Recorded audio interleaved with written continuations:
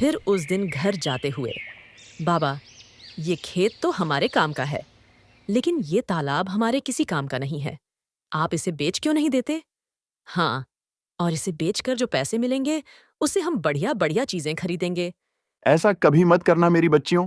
ये तालाब तुम्हारे दादाजी की आखिरी निशानी है, पता है? कई साल लगाकर उन्होंने बड़ी मेहनत से इसे खोदा था। क्या सच में अकेले ही उन्होंने इतना बड़ा तालाब खोद दिया? बातें करते हुए राजू और उसकी दोनों बेटियां अब घर आ चुके थे।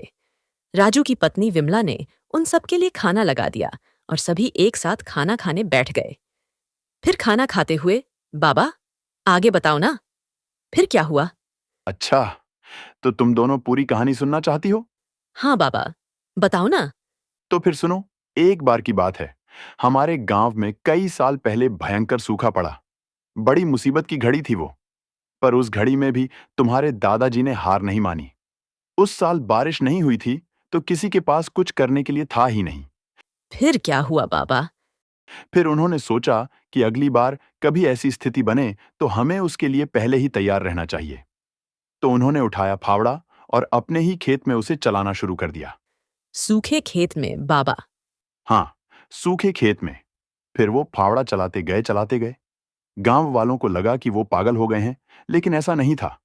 कई महीनों तक वो अकेले ही उस खेत को खोदते रहे और फिर धीरे धीरे उसने एक बड़े से गड्ढे का रूप ले लिया।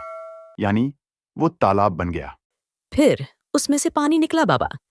ऐसे थोड़े ही निकल आता है पानी। फिर उन्होंने इंतजार किया।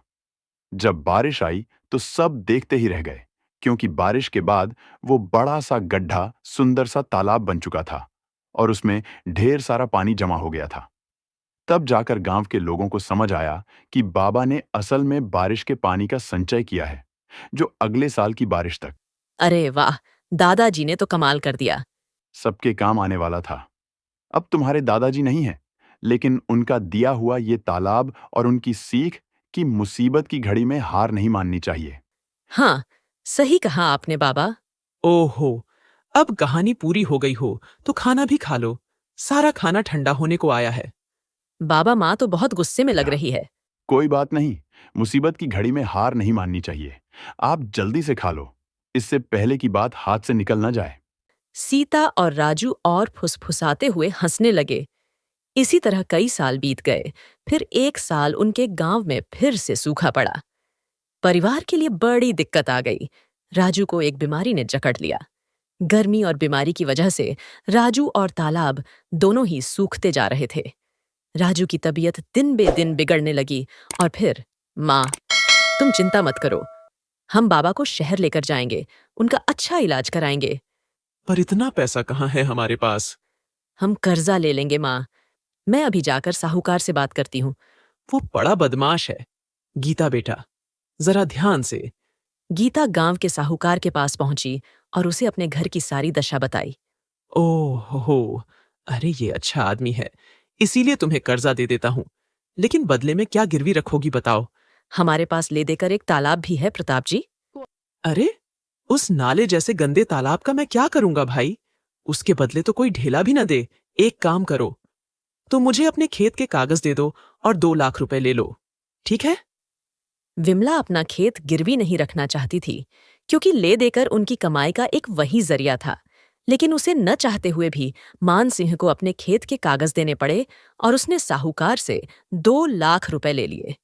माँ, तुम चिंता मत करो, देखना बाबा का इलाज अच्छे से हो जाएगा। वो पहले की ही तरह एकदम ठीक हो जाएंगे। हाँ, भगवान करे ऐसा ही हो। थोड़ी देर बाद पूरा परिवार बस में बैठकर शहर के लिए निकल पड़ा। वो लोग शहर के एक बड़े अस्पताल में पहुंचे, जहां उन्हें पता चला कि हरिया की किडनी खराब है और इलाज में 4 लाख रुपए लगेंगे। अब विमला और दोनों बहनें चिंता में आ गईं। उन्हें फिक्र सता रही थी कि बाकी पैसों का इंतजाम कैसे होगा। तभी गीता, तू एक काम कर, तू सीता को लेकर गांव जा। वहां छोटे वाले कमरे में एक पुराना संदूक है, उसमें मेरे चांदी के कुछ गहने हैं। जल्दी से वो सब लेकर आ जा।